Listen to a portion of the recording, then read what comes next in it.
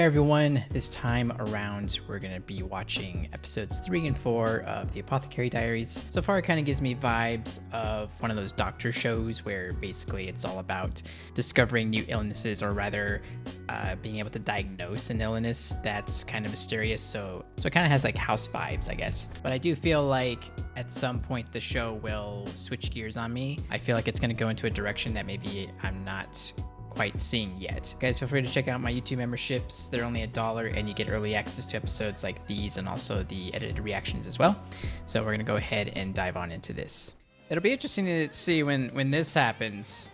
I know I was questioning whether that was her or not in the beginning, but now that I've been shown a few things, there's a scar on her arm. I was just observing the animation of the intro here, and there's a lot of symbolism going on.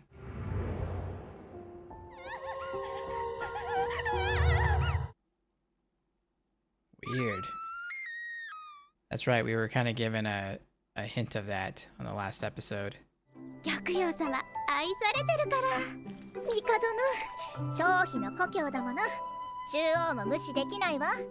This is definitely a world I need to get used to. I was pointing out earlier that this is a pretty big cultural difference for me.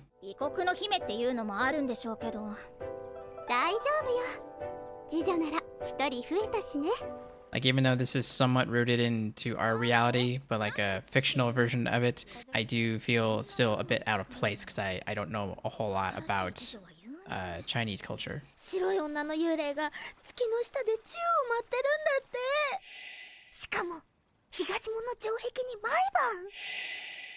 Yeah, Mamao to me, I think she would approach everything with a bit more of like a scientific mind, like something based in logic, basically.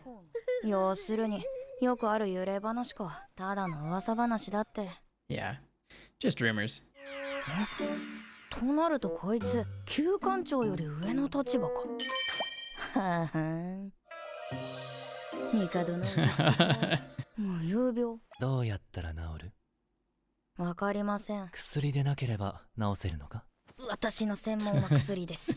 Some hints of innuendo in there.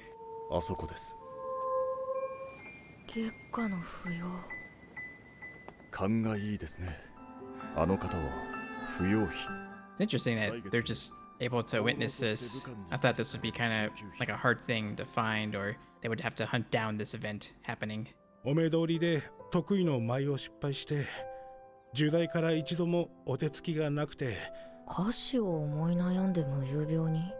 Yeah, eventually, I mean, I can definitely see how Mamao's gonna move up the chain. She's just gonna prove herself to be really useful and reliable. And even though she's not considered like a typical beauty, I think her uniqueness is what's gonna make her stand out, and maybe that's how she moves up.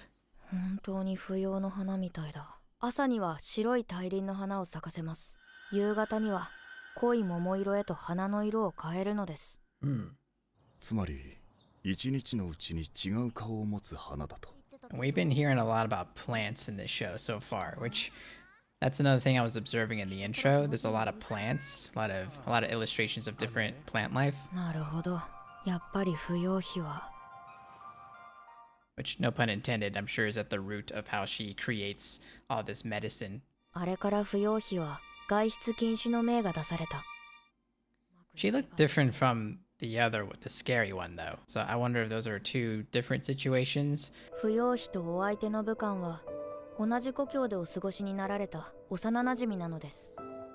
So she could be faking it. It's a pretty decent way to get out of it. You don't have to fake any actual illness. You just kind of have to act a little bizarre.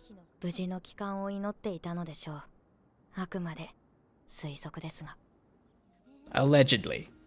I was gonna make a comment on how all the women are dressed in this courtyard area. They kind of remind me of flowers. I don't know if that's intentional. Just a lot of really pretty colors, and their ensemble and how their ensemble matches in color. Interesting accents on the clothing.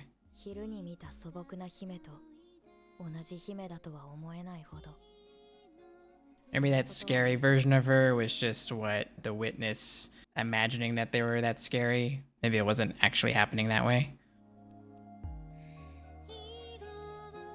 Wow, look at that scenery. Yeah, screw the palace. Let's go there.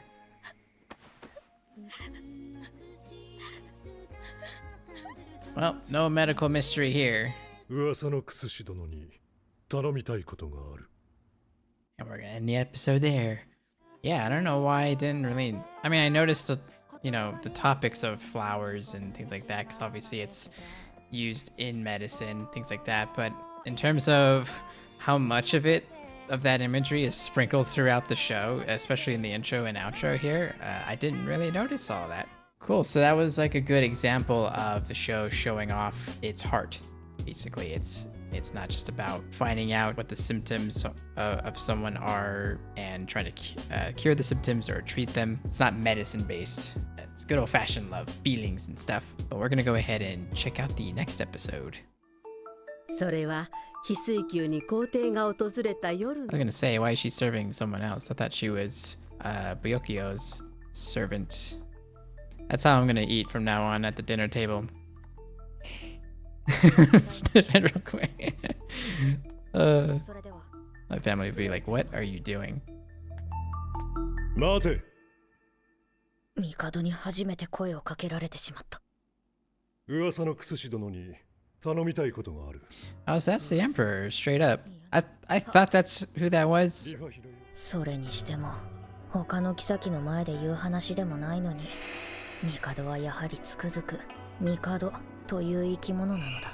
Yeah, what an interesting situation this is. Just all the politics in the room alone. 掃除が終わったらさっさと出て行ってちょうだい。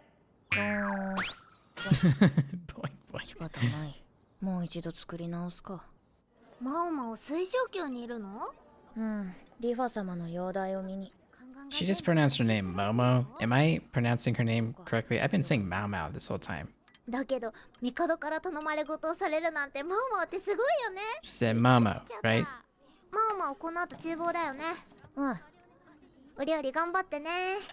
ありがとう。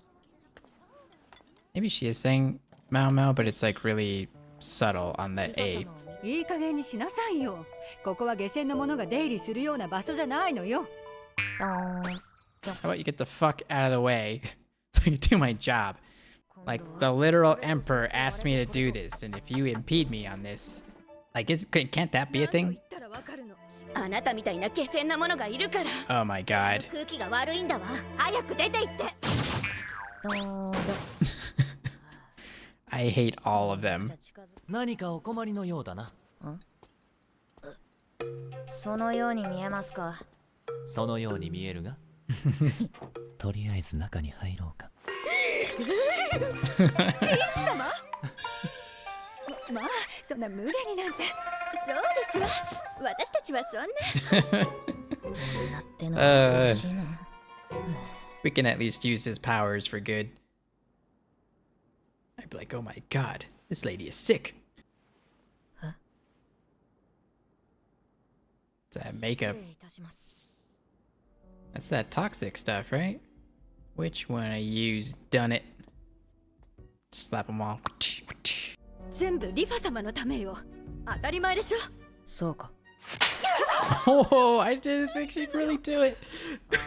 バカに折檻するだけだよ。Oh, you are literally being dragged. Oh my god. That was probably the most amazing thing. よかったな。これでお前も綺麗になれるぞ。お主体するリファ様と同じだ。Oh my god. なんでこれが禁止されたか。分かってんのか。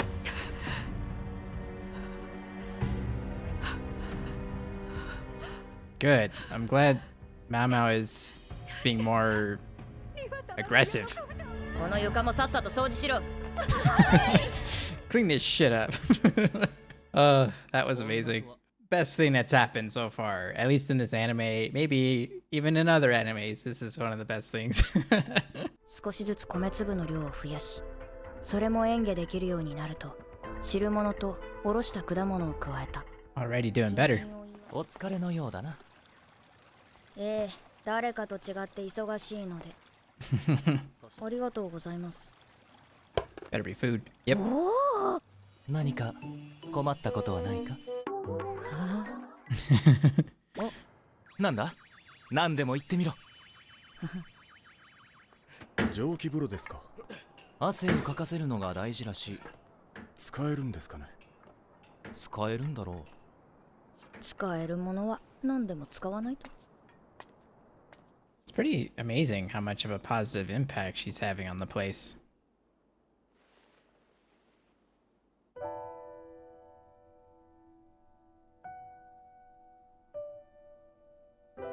Yeah, that's tough.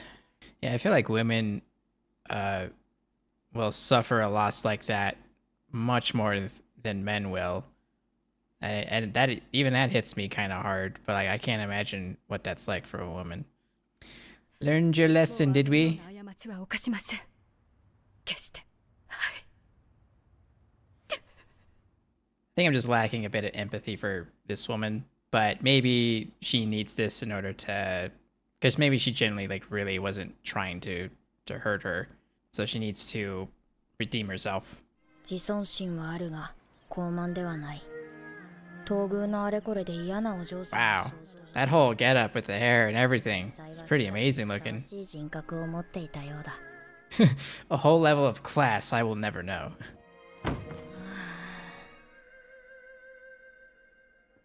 That's a nice little switch up there. 私は帝の命でここに来ました。私が翡翠宮へ戻れば、帝もリファ様のもとにいらっしゃるのではないかと。 Yeah, if he didn't want to, he wouldn't have gone that far. 玉葉妃に勝てるのかしら。私には翡翠の瞳も淡い髪もなくてよ。他のものがあれば問題ないか。 The 手を boobs, 貸していただけますか？ the boobage. She's like, oh. リファ様に伝えた置き土産はかつて遊郭の姉ちゃんたちが教えてくれた。Oh man, she learned it from that. リファ様にこそふさわしいものだな。 The sizable fruits. 帝の勅命を一人でやり遂げるとはなかなかのものだな。That's cool that she has such a warm welcome. マオマオが目を泳がせたのはまた別の話である。 Okay, she said Mao Mao. I think I'm doing it right.